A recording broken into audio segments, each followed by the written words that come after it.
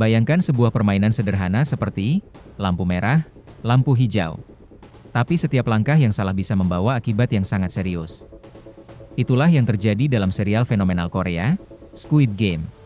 Squid Game bukan hanya menarik dari ceritanya, tapi juga diperkuat oleh jajaran pemain yang luar biasa. Pemeran utamanya adalah Lee Jung Jae sebagai Seong Gi Hun, seorang pria yang sedang terpuruk dalam hidupnya, tapi tetap punya hati yang lembut. Lalu ada Park Hae Soo yang memerankan Cho Sang-woo, teman masa kecil Gi Hun yang dikenal cerdas, namun menyimpan rahasia besar. Jung Ho Yeon tampil sebagai Kang Sae-byeok, mantan pembelot Korea Utara yang tangguh dan diam-diam penuh kasih. Juga ada Oh Yong Soo sebagai Oh Il Nam, kakek tua misterius bernomor 001 yang menyimpan banyak teka-teki. Di episode pertama ini, kita akan melihat bagaimana 456 orang dari berbagai latar belakang menerima undangan misterius untuk ikut dalam serangkaian permainan. Mereka semua memiliki satu kesamaan, sedang berada dalam kesulitan hidup. Tapi tak ada yang menyangka bahwa permainan yang terlihat mudah justru berubah menjadi perjuangan bertahan hidup. Siapa sebenarnya orang-orang di balik permainan ini? Dan kenapa mereka melibatkan orang-orang biasa?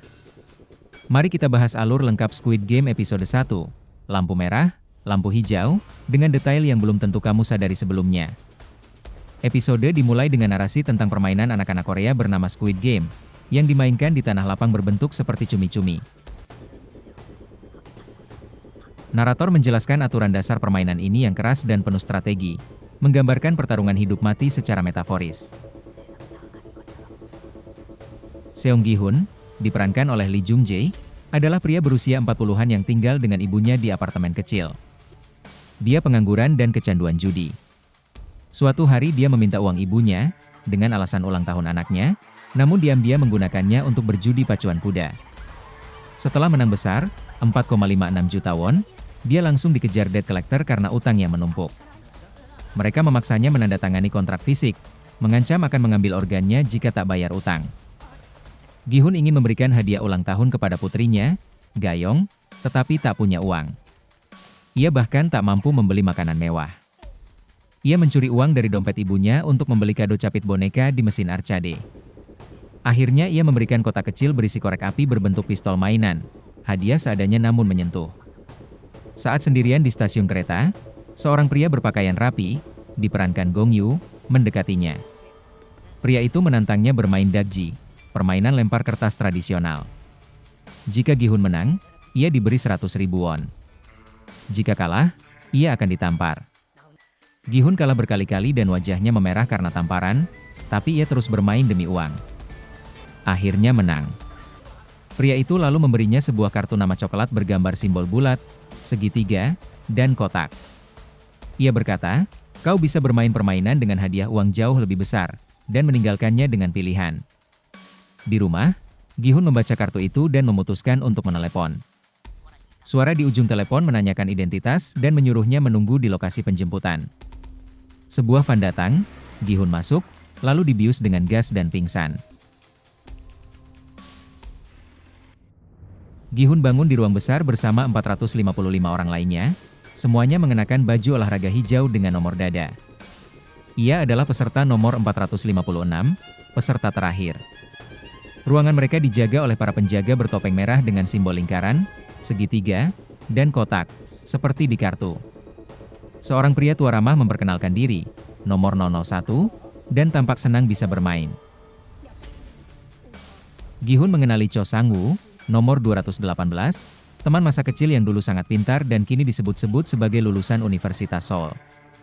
Ada juga Kang Sae-byeok, nomor 067, seorang pencopet yang sebelumnya mencuri uang Gi Hun di stasiun. Lalu Abdul Ali, nomor 199, imigran dari Pakistan yang sopan dan bekerja keras. Seorang pemimpin bertopeng hitam, frontman, menjelaskan, akan ada 6 permainan. Jika peserta memilih tidak bermain, permainan akan berhenti jika mayoritas setuju. Hadiah akan terus bertambah seiring dan totalnya bisa mencapai 45,6 miliar won. Para peserta merasa ragu tapi tetap lanjut karena harapan uang. Peserta dibawa ke lapangan raksasa, menyerupai taman bermain anak-anak. Di depan mereka berdiri boneka robot raksasa yang bisa mendeteksi gerakan. Aturannya sederhana. Saat boneka berkata, lampu hijau, peserta boleh berjalan.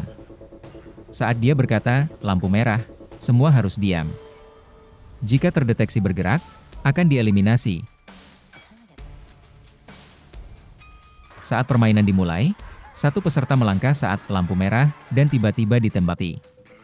Semua panik, bergerak, dan ratusan peserta ditembak oleh sniper otomatis.